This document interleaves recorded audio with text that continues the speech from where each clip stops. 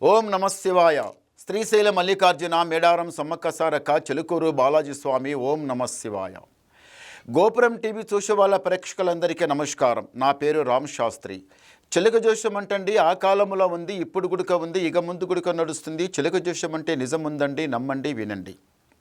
12 రాశుల మీద ఏ రాశి మీద గురుబలం ఎంత ఉంది, ఏ రాశి మీద శనిబలం ఎంత ఉంది చెప్తా వినండి. మే నెల 12 నుంచి 17 వరకు చెప్తా వినండి. చిలకమ్మ, సింహరాశి వాళ్ళ శాస్త్రం, సింహరాశి వాళ్ళ జ్యోతిషం, సింహరాశి వాళ్ళ భవిష్యవాణి, సింహరాశి వాళ్ళ గణితవాణి. చిలకమ్మ, సింహరాశి వాళ్ళ జ్యోతిషం ఎట్లా ఉంది చిలక? సింహరాశి వాళ్ళకి సాక్షితంగా వినాయకుడు. ఈ సింహరాశి వాళ్ళకి జ్ఞానం, తెలివి చాలా బాగుందండి. ఏదన్నా మాట మాట్లాడితే నీట్గా మాట్లాడడం, ఉన్న మాట ఉన్నట్టే చెప్పడం, నోటి ముందర ఒక మాట అవతల ఒక మాట చెప్పడం లేదు, ఉన్న మాట ఉన్నట్టే చెప్పడం బాగుంది. ఎవరికైనా సమయం పడితే, ఆపద పడితే, టైం వస్తే, టేబుల్ వస్తే తొందరగా పోతారు. కానీ మీ సమయానికి, మీ టైంకి ఎవరు రాడు.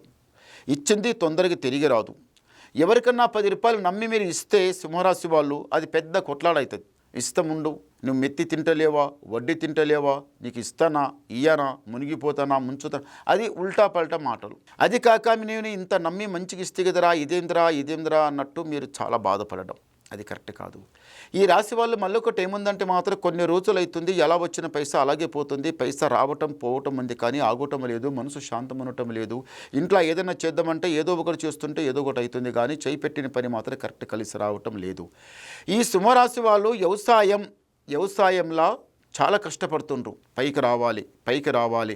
ఎక్కడో ఉన్నవాళ్ళు అట్టి ఇట్లా కష్టపడి 4 రాళ్ళు సంపాదించుకొని ఒక్కొక్క మెట్టు దాటుతున్నారు. మనం కూడా ఒక మెట్టు దాటాలనుకుంటున్నారు. కానీ ఇంతవరకు కొంచెం ఆరోగ్య సమస్య చాలా చెడ్డగొచ్చింది. ఆరోగ్య సమస్య వచ్చి ఇక హాస్పిటల్ చాలా ఖర్చు చేసుకున్నారు, ఉన్నదంతా ఖర్చు చేసుకున్నారు, బర్బాద్ చేసుకున్నారు, చాలా కష్టపోయారు, బాధపడ్డారు.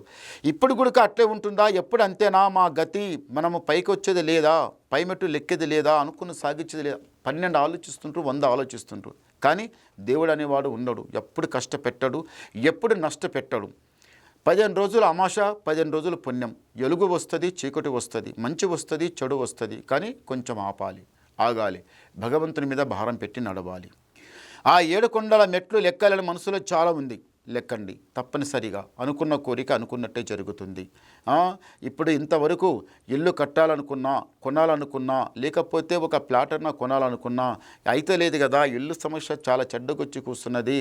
అటు ఇటు ఉన్నవాళ్ళు, అట్లా ఇట్లా ఉన్నవాళ్ళు కడుతున్నారు, మనం ఎందుకు కడతలేము, అసలు మా ప్రాప్తిలో కట్టేది ఉందా లేదా, ఇంట్లో పోయి ఉండేది ఉందా లేదా అని ఎన్నో రకాలు ఆలోచిస్తుంటారు. అదంతా వదిలిపెట్టండి, మీకు జరుగుతుంది. గురుబలం చాలా మంచిగా కలిసి వచ్చే టైం వచ్చింది. గురుబలంతోన మీకు మంచి జరుగుతుంది. ఉన్న చెడు అంతా దూరం అయిపోతుంది. ముందల మంచి గడియ చాలా బాగుంటుంది. చేయి పెట్టిన పని నీకు మొత్తం కలిసి వస్తుంది. తొందరపడకండి, నిదానం చేయండి.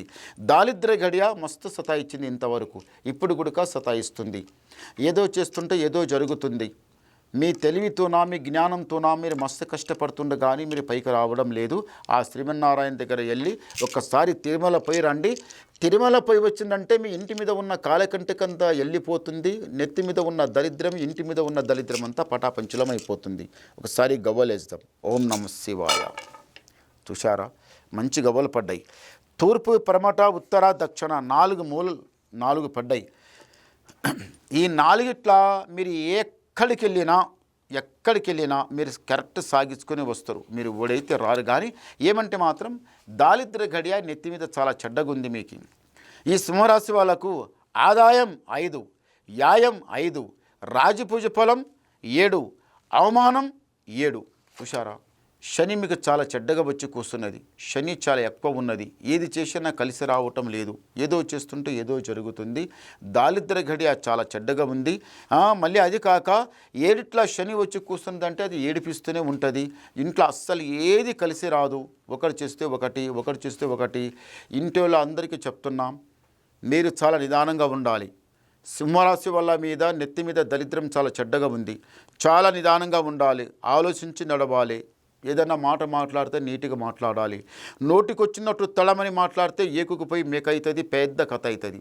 అది లొల్లి చాలా పెద్దగా అవుతుంది, ఇంట్లో అయినా బయట అయినా. ఎందుకను మీ నెత్తి మీద దరిద్రం 7వ స్థానంలో ఉంది. అది పోవాలంటే కొంచెం టైం అవుతుంది, నిదానం, తొందర మాత్రం వద్దు. మళ్ళీ మీకు ఏమైనా డౌట్ ఉండి ఫోన్ చేయండి, మీకు ఏముందో మీ డౌట్ అంతా క్లియర్ చేసేస్తా. మొత్తం ఇంట్లోనే చెప్పాలంటే ఎన్నో ఉంటాయి మీకు చెప్పాలంటే, అవన్నీ చెప్పాలంటే ఇట్లా ఉండదండి. నాకు ఫోన్ ద్వారా మాట్లాడండి, మీ డౌట్ క్లియర్ చేసేస్తా, ఉన్నది మొత్తం చెప్పేస్తా. నమస్కారం. ఓం